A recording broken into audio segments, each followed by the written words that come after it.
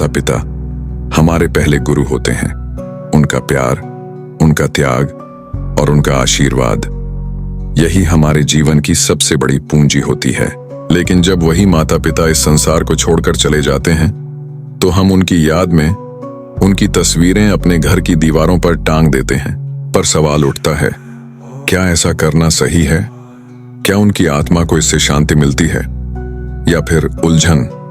आज की इस पावन कथा में हम जानेंगे। भगवान शिव ने एक सच्चे भक्त को स्वप्न में दर्शन देकर यह रहस्य बताया कि जो मनुष्य माता पिता की मृत्यु के बाद उनकी तस्वीरें घर में लगाते हैं, उनके जीवन पर इसका क्या प्रभाव पड़ता है। नमस्कार दोस्तों, एक बार फिर तहे दिल से स्वागत है आपका आपके अपने YouTube चैनल शिव चिंतन कथालया में, जहां आप भगवान शिव से जुड़ी अद्भुत कथाएं और उनके गहन विचारों को सुन सकते हैं। अगर आप भी भगवान शिव के सच्चे भक्त हैं तो कमेंट में जरूर लिखिए हर हर महादेव, और इस वीडियो को लाइक और शेयर जरूर करें। साथ ही चैनल को सब्सक्राइब कर लें और बेल आइकन दबा दें ताकि भगवान शिव जी के दिव्य संदेश आपको निरंतर मिलते रहें। तो चलिए भक्तों, अब हम आपको सुनाते हैं वो अद्भुत कथा जिसमें भगवान शिव ने स्वयं बताया कि जो मनुष्य माता पिता के स्वर्गवास के बाद उनकी तस्वीरें अपने घर में लगाते हैं, उनके जीवन में क्या होता है। लेकिन एक हाथ जोड़कर आप सभी भक्तों से प्रार्थना है कि इस कथा को अंत तक जरूर सुनिए, क्योंकि अधूरी कथा अधूरा ज्ञान देती है और अधूरा ज्ञान विष के समान होता है। तो आइए शुरू करते हैं ये पावन कथा। प्राचीन काल की बात है। हिमालय की तलहटी में एक छोटा सा गांव बसा था जिसका नाम था शिवपुर। यह गांव भगवान शिव की कृपा से हमेशा सुख शांति से भरा रहता था। गांव के मध्य में एक प्राचीन शिव मंदिर था जहां हर शाम भक्त भगवान शिव की आरती करते और उनकी कथाओं को सुनते। इस गांव में एक साधारण परिवार रहता था। परिवार में थे रामदास, उनकी पत्नी सावित्री और उनका इकलौता बेटा हरि। रामदास और सावित्री बहुत ही धर्मपरायण और दयालु स्वभाव के थे। वे अपने बेटे हरि को हमेशा अच्छे संस्कार और भगवान शिव की भक्ति का पाठ पढ़ाते। हरि भी अपने माता पिता का बहुत सम्मान करता था। वह हर सुबह मंदिर में जाकर शिवलिंग पर जल चढ़ाता और उनके सामने सिर झुकाता। गांव के लोग हरि की भक्ति और उसके माता पिता की सेवा भावना की बहुत प्रशंसा करते। लेकिन समय का पहिया तो निरंतर चलता है। एक दिन अचानक सावित्री की तबीयत बिगड़ गई। गांव के वैद्य ने बहुत प्रयास किया पर सावित्री को बचा न सका। सावित्री की मृत्यु से रामदास और हरि का जीवन जैसे थम सा गया। रामदास ने अपनी पत्नी की याद में उनके कमरे में उनकी एक तस्वीर टांग दी।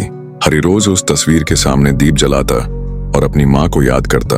कुछ वर्षों बाद रामदास भी इस संसार को छोड़कर चले गए। हरि अब पूरी तरह अकेला हो गया। अपने पिता की याद में उसने उनकी तस्वीर भी अपनी मां की तस्वीर के पास टांग दी। हर सुबह और शाम वह उन तस्वीरों के सामने बैठकर प्रार्थना करता और अपने माता पिता को याद करता। लेकिन जैसे जैसे समय बीतता गया, हरि के जीवन में अजीब सी उदासी और अशांति छाने लगी। हरि का मन विचलित रहने लगा। उसे लगता कि उसके माता पिता की आत्माएं कहीं पास ही हैं, पर वे शांति में नहीं हैं। वह सोचता, क्या मैंने कोई गलती की? क्या मेरे माता पिता की आत्माएं मुझसे नाराज हैं? यह सवाल उसे रात रात भर सोने न देता।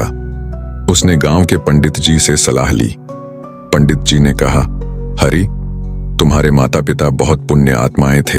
हो सकता है तुम्हें किसी गहरे रहस्य को समझने की जरूरत हो। तुम भगवान शिव की शरण में जाओ, वही तुम्हें मार्ग दिखाएंगे। हरि ने पंडित जी की बात मानी। उसने भगवान शिव की कठोर तपस्या शुरू कर दी। वह हर दिन मंदिर में घंटों ध्यान करता, शिवलिंग पर बेलपत्र चढ़ाता और भगवान शिव से प्रार्थना करता कि वे उसके माता पिता की आत्माओं को शांति दें। एक रात जब हरि गहरे ध्यान में लीन था, उसे एक दिव्य स्वप्न हुआ। स्वप्न में भगवान शिव अपने त्रिशूल के साथ प्रकट हुए। उनका रूप इतना तेजस्वी था कि हरि की आंखें झपकने लगीं। भगवान शिव ने अपनी मधुर वाणी में कहा, वत्स हरि, तुम्हारी भक्ति ने मुझे प्रसन्न किया है। तुम अपने माता पिता की आत्माओं के लिए चिंतित हो, पर मैं तुम्हें सत्य बताता हूं। हरि ने हाथ जोड़कर कहा, हे महादेव, मेरे माता पिता की आत्माएं शांति में क्यों नहीं हैं? क्या मैंने कोई अपराध किया है? मैंने तो उनकी तस्वीरें अपने घर में लगाई ताकि उनकी याद मेरे साथ रहे। भगवान शिव मुस्कुराए और बोले, हरि, माता पिता का स्थान हृदय में होता है, न कि दीवारों पर। जब तुम उनकी तस्वीरें घर में टांगते हो और रोज उन्हें देखकर शोक करते हो, तो तुम अनजाने में उनकी आत्माओं को इस संसार से बांध लेते हो। आत्मा का उद्देश्य है मुक्ति की ओर बढ़ना, पर तुम्हारा शोक और लगाव उनकी आत्माओं को उलझन में डाल देता है। हरि ने आश्चर्य से पूछा, तो हे प्रभु, मुझे क्या करना चाहिए? शिव जी ने कहा, वत्स, अपने माता पिता की तस्वीरों को सम्मान के साथ मंदिर में स्थापित करो। वहां उन्हें पूजा के साथ याद करो, पर अपने घर को उनके शोक से मुक्त रखो। उनके लिए श्राद्ध, तर्पण और दान पुण्य करो। उनके अच्छे कर्मों को याद करो और उनके नाम पर दूसरों की सेवा करो। इससे उनकी आत्माएं शांति पाएंगी और तुम्हारा जीवन भी सुखमय होगा। हरि की आंखें नम हो गईं। उसने कहा, हे महादेव, मैंने अनजाने में गलती की। अब मैं आपकी आज्ञा का पालन करूंगा। शिवजी ने आशीर्वाद देते हुए कहा, हरि, जो मनुष्य अपने माता पिता का सम्मान करता है, उनके लिए पुण्य कार्य करता है और उनकी आत्माओं को मुक्ति का मार्ग देता है, उसका जीवन हमेशा मेरी कृपा से आलोकित रहता है। जाओ और मेरी बात को अमल में लाओ। स्वप्न टूटा और हरि की आंखें खुली। उसका मन अब शांत था। अगले ही दिन उसने अपने माता पिता की तस्वीरों को बड़े सम्मान के साथ मंदिर में स्थापित किया। उसने वहां एक छोटा सा स्थान बनवाया जहां गांव के लोग अपने पूर्वजों को श्रद्धांजलि दे सकते थे। हरि ने अपने माता पिता के नाम पर एक कुआं खुदवाया, जिससे गांव वालों को स्वच्छ जल मिलने लगा। उसने गरीबों को भोजन और वस्त्र दान किए। धीरे धीरे हरि के जीवन में सुख और शांति लौट आई। उसे अब अपने माता पिता की आत्माओं की शांति का आभास होने लगा। गांव के लोग भी हरि के इस कार्य की बहुत प्रशंसा करने लगे। हरि ने भगवान शिव के प्रति अपनी भक्ति को और गहरा किया। वह हर दिन मंदिर में जाकर कहता, हे महादेव, आपने मुझे सत्य का मार्ग दिखाया। मैं आपका सदा आभारी हूं।